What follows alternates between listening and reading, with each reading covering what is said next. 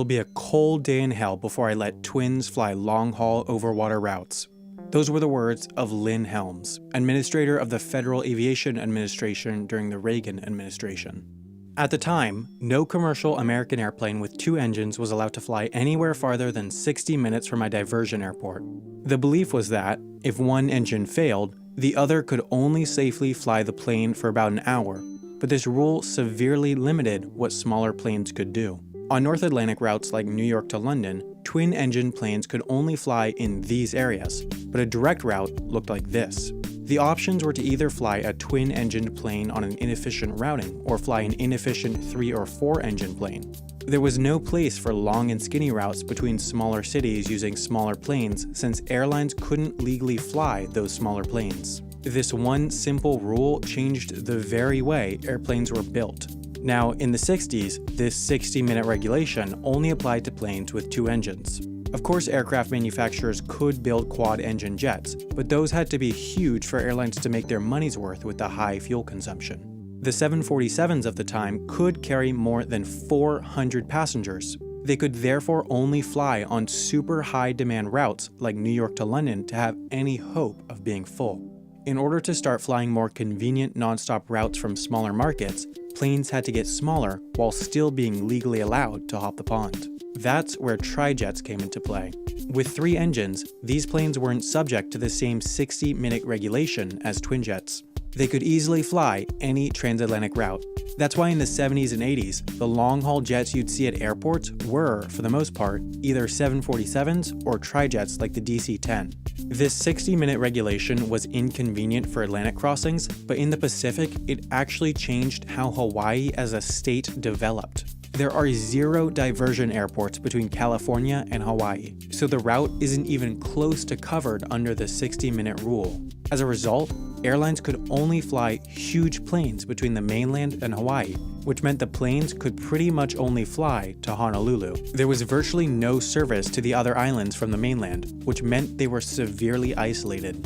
That's part of the reason why the tourism industry only picked up on the other islands in recent decades. The 60-minute rule originated from the days of piston-driven propeller aircraft. With these, it was far more common for engines to just stop working mid-flight.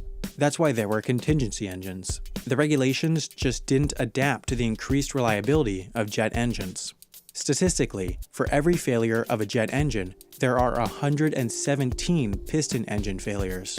Once the jet age rolled in, engine failure just wasn't as much of a concern, so in 1985, the FAA begrudgingly granted permission to Trans World Airlines to fly their twin-engined 767 direct between Boston and Paris, a route taking it up to 120 minutes away from diversion airports. This was the first example of a brand new FAA certification called ETOPS, Extended Range Twin Engine Operational Performance Standards, or more colloquially, engines turn or passengers swim. Before an airline can fly a long overwater route, they have to buy a plane with what's known as an ETOPS type rating. Basically, that means that the plane was built with adequate redundancies, communication systems, and fire suppression systems to fly safely if one engine fails. For example, the 767, the first plane to get an ETOPS certification, has a type rating of 180 minutes, meaning it can fly anywhere as long as it's within 180 minutes from a diversion airport. But just because a plane has an ETOPS type rating doesn't mean an airline can fly at ETOPS. They have to have a special maintenance plan, a special flight crew, special cabin crew, special dispatchers, special fuel quantities, and special passenger recovery plans, since just because there's a runway doesn't mean a plane can safely divert, since the emergency doesn't necessarily end once the plane lands. Cold Bay, Alaska, for example, is a perfect diversion airport for routes between Asia and North America. It only has 6 commercial flights per week nowadays, but as a former Air Force base, it has an enormous runway. The only issue is that the town of Cold Bay has a population of 108. It's tiny, so any diversions automatically double or triple the amount of people in the small town. There certainly aren't enough hotel rooms or restaurants to house and feed stranded passengers, so if airlines plan to use Cold Bay as a diversion airport, they need to make a plan for how to house, feed, and recover passengers within 48 hours of landing. Last year, an American Airlines 787 was flying from Shanghai to Chicago when its right engine had an issue halfway across the Pacific Ocean. The plane quickly took a left turn, diverting to Cold Bay. Even before landing, the passenger recovery plan was implemented as flight attendants served a second meal service early. Just a few hours after safely landing in Cold Bay, American's mechanics took off from Seattle bound for Cold Bay to start fixing the plane, while Alaska Airlines, American's partner, sent a 737 from Anchorage to pick up the stranded passengers. Meanwhile, flight attendants served the third set of meals they had stocked while waiting on the ground, and the Coast Guard opened their heated hangar to passengers. Just 10 hours after the emergency landing, passengers were on their way to Anchorage, where they spent the night before taking an American 757 to Chicago. That was a perfect example of how the passenger recovery plan worked. The quick response and defined plan helped the airline get passengers out safely and quickly.